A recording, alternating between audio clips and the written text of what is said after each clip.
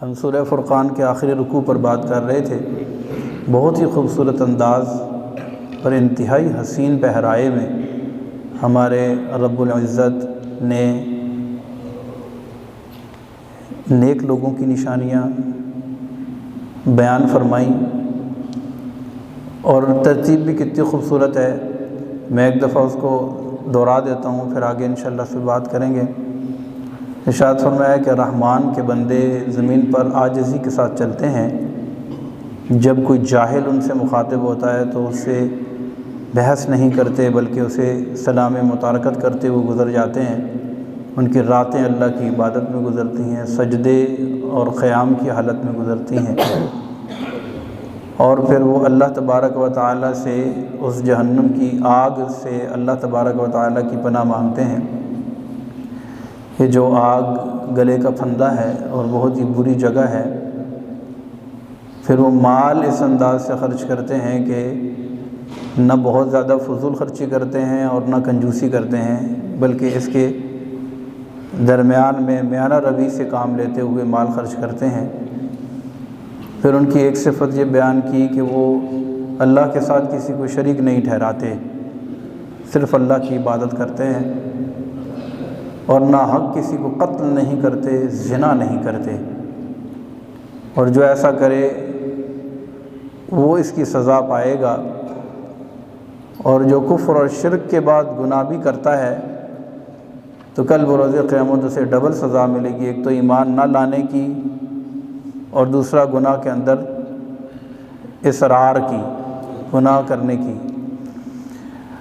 آگے بہت خوبصورت بات ارشاد فرمایا اللہ من تاب و آمن و عمل عملا صالحا فاولئک یبدل اللہ سیئاتہم حسنات۔ اتنی خوبصورت اور اتنی حوصلہ افزا آیت مبارکہ ہے یہ۔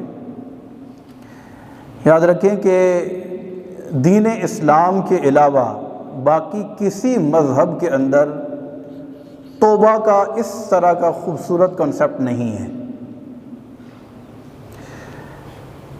اور توبہ کا ایڈوانٹیج نہ ہونے کا ایک بہت بڑا نقصان یہ ہے کہ بندے کے اندر مایوسی پیدا ہو جاتی ہے۔ جب پتہ ہے معافی نہیں ہے تو پھر بندہ گناہ میں اور جرم میں جری ہو جاتا ہے اور حد سے آگے نکل جاتا ہے۔ مثال دیتا ہوں اس کی آپ کو۔ جس شخص کو سزائے موت سنا دی جائے، اس کو پھانسی کا آرڈر ہو جائے کہ اس کو پھانسی پر لٹکا دیا جائے گا، آپ نے دیکھا ہے کہ اس کو الگ تھلگ رکھا جاتا ہے۔ کیوں؟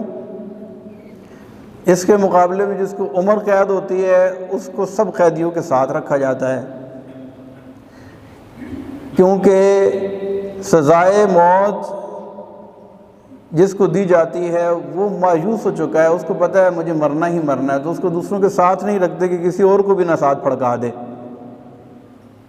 اس کو پتہ ہے میں تو مروں گا ہی مروں گا، تو مرنے سے پہلے دو چار اور کو بھی مار نہ دے، تو اس کو الگ رکھا جاتا ہے، کیونکہ اب اس کے دل میں ایک مایوسی کی کیفیت ہے کہ اب میں نے تو مرنا ہی مرنا ہے۔ اس کے مقابلے میں جس کو عمر قید کی سزا دی جاتی ہے، اگرچہ اس کو 100 سال ہی جیل میں رکھا جائے لیکن کہا جائے کہ 100 سال کے بعد تو میرے رہائی ملے گی، لیکن اس کو پتہ ہے کہ میں 100 سال کے بعد چھوٹوں گا۔ حالانکہ کہ 100 سال کی سزا نہیں ہوتی عمر قید، لیکن اگر 100 سال تک بھی کسی کو قید رکھا جائے اور کہا جائے کہ 100 سال کے بعد تجھے رہائی ملے گی، لیکن وہ اس رہائی کی امید پر اس کی عقل سلامت رہتی ہے، اور اس کو یہ تمنا ہوتی ہے، اس کی امید ہوتی ہے کہ میں کبھی نہ کبھی چھوٹ کر اپنے گھر واپس جاؤں گا۔ تو توبہ جو ہے، توبہ یہ اللہ تبارک و تعالیٰ کا اس امت پر بڑا خاص انعام ہے کہ اس میں کوئی کتنا ہی گناہ گار ہو جائے، کتنا ہی سیاکار ہو، ناہنجار ہو، بد اتوار ہو، اس کے لیے توبہ کا دروازہ کھلا ہوا ہے۔ مرنے سے پہلے، اور مرنے سے بھی مراد حالت نزع کے شروع ہونے سے پہلے پہلے۔ حالت نزع کسے کہتے ہیں؟ جب روح قبض کرنے کا سلسلہ شروع ہوتا ہے۔ اور روح کہاں سے قبض ہونا شروع ہوتی ہے؟ سب سے پہلے پاؤں کے انگوٹھوں سے روح نکلتی ہے۔ تو تو روح قبض ہونے کا جب سلسلہ شروع ہوتا ہے تو اس وقت بندے کی آنکھوں سے سارے پردے اٹھ جاتے ہیں. وہ فرشتوں کو اپنی آنکھوں سے دیکھ لیتا ہے, اس کو پتہ چل جاتا ہے کہ میں کتنے پانی میں ہوں, اس کو اپنی حقیقت واضح ہو جاتی ہے. تو جب اس کی آنکھوں سے پردے اٹھ گئے, سب کچھ نظر آ گیا, اب جو ہی اس کو سب کچھ نظر آیا, یعنی جو ہی حالت نزع اس کے اوپر طاری ہوئی, توبہ کا دروازہ اس پر بند ہو جاتا ہے. اب ایمان نہیں لا سکتا, اب نہیں توبہ کر سکتا, کیوں اب دیکھ لیا نا اپنی آنکھوں سے. تو حالت نزع کے شروع ہونے سے پہلے اگرچہ 1 سیکنڈ پہلے بھی کسی نے اللہ کی بارگاہ میں توبہ کی تو اس کے لیے توبہ کا دروازہ کھلا ہوا ہے. اور یہ توبہ جو ہے, توبہ اس سے بندے کے سارے گناہ معاف ہو جاتے ہیں بلا تفریق. کتنا ہی بڑا گناہ ہے, یہاں تک کہ اس آیت کے اندر ترتیب پر آپ غور کریں, والذین لا یدعون مع اللہ الہا آخر, وہ اللہ کے ساتھ کسی کو شریک نہیں ٹھہراتے, ولا یقتلون النفس التي حرم اللہ الا بالحق, اور نہ حق کسی کو قتل نہیں کرتے, ولا یزنون, اور وہ زنا نہیں کرتے, ومن یفعل ذلک یلقى اثاما, جو اس طرح کرے گا تو اس کی سزا پائے گا, یضاعف له العذاب یوم القیامت ویخلد فیہ مہانا, اور اس کا عذاب ڈبل کر دیا جائے گا, اور اس کو دوزخ میں ذلت کا عذاب بھگتنا پڑے گا. اتنی بات کرنے کے بعد متصل فرمایا الا, مگر وہ, من تابا, جس نے توبہ کی, وآمنا, اور ایمان لایا, وعمل عملا صالحا, اور نیک اعمال کو اختیار کیا, فَأُولَئِكَ يُبَدِّلُ اللَّهُ سَيِّئَاتِهِمْ حَسَنَاتٍ, تو اللہ اس کے گناہوں کو نیکیوں سے بدل دے گا. کتنے بڑے بڑے گناہ ہیں, شرک سے بڑا گناہ دنیا میں کوئی بھی نہیں ہے. خود اللہ فرماتا ہے ان اللہ لا یغفر ان یشرک بہ ویغفر ما دون ذلک لمن یشاء, شرک کو اللہ نہیں معاف کرے گا قیامت کے روز, اس کے علاوہ جتنے بھی گناہ ہیں چاہے تو وہ معاف کر دے.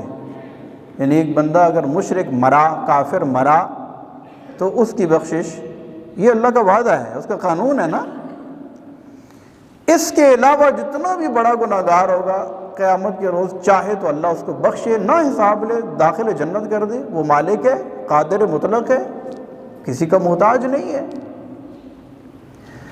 اور اگر مرنے سے پہلے شرک سے بھی توبہ کر لی, اس نے ایمان لے آیا, ساری زندگی شرک میں, کفر میں, ضلالت میں اس نے گزاری, مرنے سے پہلے اس نے توبہ کر لی, اللہ تبارک و تعالیٰ کو وحدہ لا شریک مان لیا, اور رسول اللہ صلی اللہ علیہ وسلم کی رسالت کا اقرار اس نے کر لیا, یعنی مسلمان ہو گیا, تو پھر کیا ہوگا؟ اگرچہ اس کے متصل ماہ بعد اسے موت ہی آ گئی ہے, اس نے کوئی نماز نہیں پڑھی, کوئی اس نے روزہ نہیں رکھا, کوئی اس نے صدقہ و خیرات نہیں کیا, کوئی نیک عمل نہیں کیا, بس ایمان لایا, توبہ کی, پھر اس کے بعد مر گیا, تو فرمایا کہ اللہ تبارک و تعالیٰ اس کے گناہوں کو نیکیوں سے بدل دے گا. اور ہمیں کوئی حق نہیں پہنچتا کہ ہم اللہ کی مخلوق کو اللہ کی رحمت سے مایوس کریں. ساری باتیں اپنی جگہ, قرآن و سنت میں جو وعیدیں آئیں گناہوں کے بارے میں, وہ ساری اپنی جگہ, لیکن جہاں یہ ساری کی ساری معلومات ہمیں قرآن و سنت میں بتائی گئی ہیں, وہاں اس میں یہ بھی ایک بات شامل ہے کہ الا من تاب وآمن وعمل عملا صالحا, کہ جس نے توبہ کر دی, سچی توبہ کرنے کے بعد فرمایا کہ اس کا کھاتہ بالکل کلیئر ہو جائے گا. بلکہ ایک روایت ہے مسلم شریف کی, حضرت جندب رضی اللہ تعالی عنہ سے روایت ہے, رسول اللہ صلی اللہ علیہ وسلم کی خدمت میں ایک شخص حاضر ہوا, اور اس نے کہا کہ فلاں شخص جو ہے اس کو اللہ کبھی معاف نہیں کرے گا. یہ جملہ بولتے ہیں نا ہم, عام ہم گفتگو میں بھی کہہ دیتے ہیں, یار تمہیں تو اللہ کبھی معاف نہیں کرے گا. تمہیں اللہ کبھی معاف، کسی کو یہ حق نہیں پہنچتا کہ یہ کہے کہ اللہ تمہیں کبھی معاف نہیں کرے گا یا اس سے اللہ کبھی معاف نہیں کرے گا۔ یہ بڑا سخت جملہ ہے، مسلم شریف کی حدیث پاک ہے۔ نبی پاک صلی اللہ علیہ وسلم کی خدمت میں ایک شخص نے یوں کہا کہ اللہ اسے کبھی، فلاں کو اللہ کبھی معاف نہیں کرے گا۔ اللہ تبارک و تعالی ارشاد فرماتا ہے کہ یہ کون ہے جو ہمارے حکم اوپر حاکم بننے کی کوشش کر رہا ہے، ہمارے اوپر حاکم بننے کی کوشش کر رہا ہے، اور یہ فیصلہ سنا رہا ہے کہ اللہ اسے کبھی معاف نہیں کرے گا۔ اللہ تبارک و تعالی ارشاد فرماتا ہے کہ اس شخص کے سارے نیک اعمال ہم نے ضائع کر دیے، اور جس کے بارے میں کہہ رہا ہے کہ اللہ اسے کبھی معاف نہیں کرے گا، ہم نے اس کو معاف کر دیا۔ یہ حق کسی کو نہیں پہنچتا کہ وہ کسی کے بارے میں یہ کہے کہ اللہ اسے کبھی معاف نہیں کرے گا۔ بھائی کیا اتھارٹی ہے آپ کے پاس؟ وہ توبہ کر لے، اللہ کی بارگاہ میں رجوع لے آئے، ندامت کا اظہار کرے، اپنے گناہوں کی معافی مانگے، تو اللہ تبارک و تعالیٰ اس بات پر قادر ہے کہ وہ اس کے گناہوں کو معاف کر دے۔ بلکہ یہ نص سے ثابت ہے، نص قطعی ہے۔ یبدل اللہ، الفاظ پہ غور کیجیے گا، یبدل اللہ سیئاتہم حسنات، فرمایا اس کے گناہوں کو نیکیوں سے بدل دے گا۔ کتنی خوبصورت بات ہے۔ تو یہ ہمیں توبہ کی ترغیب دلائی گئی ہے اس میں۔ اور وہ جو کہتے ہیں کہ یار میں تو بہت ہی بڑا گناہ گار ہوں، جب یہ کہہ دیا نا بہت ہی بڑا گناہ گار ہوں، اور واقعی دل سے کہا کہ بہت بڑا گناہ گار ہوں، اور نادم ہو گیا، دل میں شرمندہ ہے، اور اللہ کی بارگاہ میں توبہ کرتا ہے، اللہ تبارک و تعالیٰ اس کے سارے گناہ معاف فرما دیتا ہے۔ تو کسی شخص کو کبھی بھی مایوس نہیں ہونا چاہیے کہ یار میرے گناہ تو ایسے ہیں کہ مجھے کبھی معافی نہیں مل سکتی، بلکہ رسول اللہ صلی اللہ علیہ وسلم نے ارشاد فرمایا، حضرت ابو ہریرہ رضی اللہ عنہ سے حدیث کے راوی ہیں، ایک شخص گناہ کرتا ہے، پھر توبہ کرتا ہے، تو اللہ تبارک و تعالیٰ کی بارگاہ میں کہتے ہیں مولا مجھ سے گناہ ہو گیا ہے، مجھے معاف کر دے۔ تو اللہ تبارک و تعالیٰ ارشاد فرماتا ہے کہ یہ میرا بندہ ہے جو جانتا ہے کہ اس کا ایک رب ہے جو گناہوں پر اس کی پکڑ کر سکتا ہے، اس لیے آ کے توبہ کرتا ہے۔ تو اے فرشتوں گواہ ہو جو میں نے اسے معاف کر دیا، اس کی بخشش ہو جاتی ہے۔ پھر کچھ عرصہ گزرنے کے بعد، جتنا اللہ چاہتا ہے اتنا عرصہ گزرتا ہے، پھر وہ گناہ میں مبتلا ہو جاتا ہے، پھر اللہ کی بارگاہ میں توبہ کرتا ہے، مولا مجھ سے پھر گناہ ہو گیا، مجھے معاف کر دے۔ تو عقل تو اس بات کا تقاضا کرتی ہے کہ جب ایک دفعہ غلطی ہوئی ہے پھر معافی مانگی ہے، پھر غلطی ہوئی ہے پھر معافی مانگی ہے، پھر غلطی ہوئی ہے پھر معافی مانگی، کتنی دفعہ ہوگا بھائی؟ لیکن اللہ تبارک و تعالیٰ پھر فرماتا ہے کہ یہ میرا وہ بندہ ہے نا، یہ جانتا ہے کہ اس کا ایک رب ہے، یہ اس بات کو جانتا ہے اس کا ایک رب ہے جو اس کی پکڑ کر سکتا ہے، جو اس کی پکڑ کرے گا، یہ ڈرتا ہے، اسی لیے تو توبہ کرتا ہے آگے۔ تو اللہ تبارک و تعالیٰ اس کی بخشش و مغفرت فرما دیتا ہے۔ تو یاد رکھیں کہ ہم اگرچہ توبہ کرتے ہیں پھر گناہ ہو جاتا ہے، پھر توبہ کرتے ہیں پھر گناہ ہو جاتا ہے، لیکن ایک بات ضرور ذہن میں رکھیں کہ توبہ کی نیت سے گناہ کرنا درست نہیں ہے۔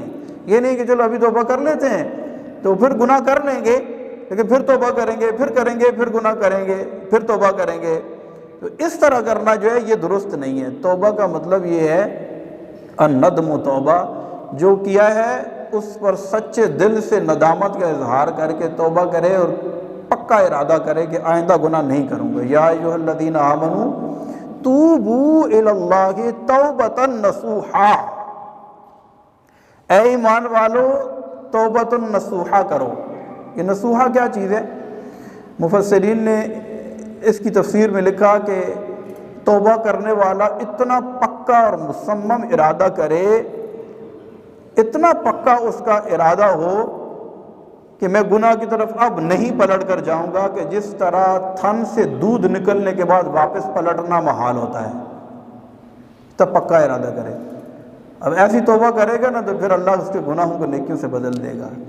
رسول اللہ صلی اللہ علیہ وسلم نے ارشاد فرمایا التائب من الذنب کمن لا ذنب له، توبہ کرنے والا ایسا ہے جیسا اس نے کبھی گناہ کیا ہی نہیں ہے۔ اور حدیث پاک میں آتا ہے کہ جس ہاتھ سے اس نے گناہ کیا اس ہاتھ کو قیامت کے روز وہ گناہ بھلا دیا جائے گا۔ جسم کے جس عضو سے اس نے گناہ کیا، حالانکہ ہے نا الیوم نختم علی افواہہم وتکلمنا ایدیہم وتشہد ارجلہم، کہ اس وقت منہ پر مہر لگا دی جائے گی، ہاتھ بولیں گے، پاؤں بولیں گے، زبان بولے گی جو زبان سے گناہ، آنکھیں بولیں گی۔ تو فرمایا کہ اگر توبہ کر لیتا ہے تو جسم کے ان اعضاء کو وہ گناہ بھلا دیے جاتے ہیں، اور قیامت کے روز یہ اعضاء اب اس کے خلاف گواہی نہیں دیں گے۔ جسم کے جس عضو سے گناہ کیا اور زمین کے جس حصے پر اس نے گناہ کیا اس حصے کو وہ گناہ بھلا دیا جاتا ہے، قیامت کے روز اب وہ اس کے خلاف گواہی نہیں دے گا کہ میرے اوپر یہ گناہ ہوا تھا۔ ہم کہہ دیتے ہیں نا یار، یہ تو بعض اوقات مور لگا دیتے ہیں، فیصلہ سنا دیتے ہیں، یار یہ جو گناہ ہے نا اس کی بخشش ہے ہی نہیں ہے۔ ایسا نہ کہا کریں۔ اللہ تبارک و تعالی بڑا کریم ہے، رحیم ہے، یہ اس کی بنائی ہوئی مخلوق ہے نا، اور پھر یہ نافرمانی کرتی ہے، رب کو ناراض بھی کرتی ہے، لیکن جب توبہ کرتی ہے اللہ راضی ہو جاتا ہے، اور توبہ کرنے والے سے اللہ تبارک و تعالی بڑا خوش ہوتا ہے، بڑا خوش ہوتا ہے۔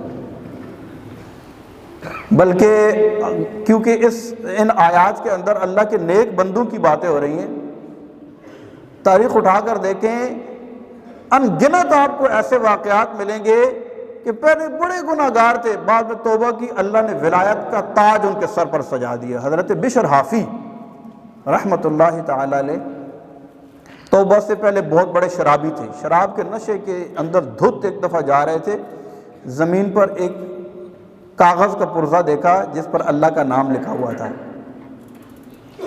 شراب کے نشے میں ہے، نیچے سے اٹھایا نا، غور سے دیکھا اور کہا یہ میرے رب کا نام ہے، زمین پر پڑا ہوا ہے۔ اس کو صاف کیا، اس کے اوپر عطر لگایا اور اس کو اوپر تعظیم کی جگہ رکھا، میرے رب کا نام ہے، اس کی بے ادبی ہو رہی ہے،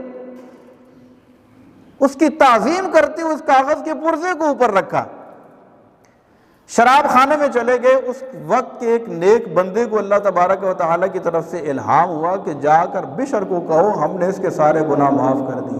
اللہ اکبر، رحمت حق بہا نہ می جویت، رحمت حق بہانا می جویت، وہ نقطہ نواز ہے، ذرہ نواز ہے، وہ ایک نیکی کسی کی پسند آ جائے نا تو باقی پچھلا سارا کھاتا کلیئر ہو جاتا ہے۔ شرابی ہیں اور شراب کے نشے میں ہی اللہ کے نام کی تعظیم کی۔ شراب خانے کا جا کر دروازہ بجایا، کہا بشر حافی، بشر، کہا وہ تو شراب کے نشے میں دھت ہے، اس کو باہر کو بندوں نے کہا کہ ہوش ہی نہیں ہے، کہا بلاؤ تو صحیح، کہا کون ہو، کہا رب کا پیغام لے کر آیا ہوں۔ بشر کے کان میں جا کر کہا کہ کوئی رب کا پیغام لے کر آیا ہے تمہارے نام۔ بشر نے ایک دم سر جھٹکا، اٹھے دوڑے، پاؤں میں جوتے نہیں پہنے ہوئے ہیں، جا کر رب کا پیغام سنا، اللہ نے سچی توبہ کی توفیق دے دی، میرے رب نے سارا معاف کر دیا ہے، میں نے اس کے نام کی تعظیم کی۔ فرمایا تم میرے نام کی تعظیم کرو تو ہم تمہیں پاک کر دیں، تم ہمارے نام کے کو صاف کر کے اوپر رکھو۔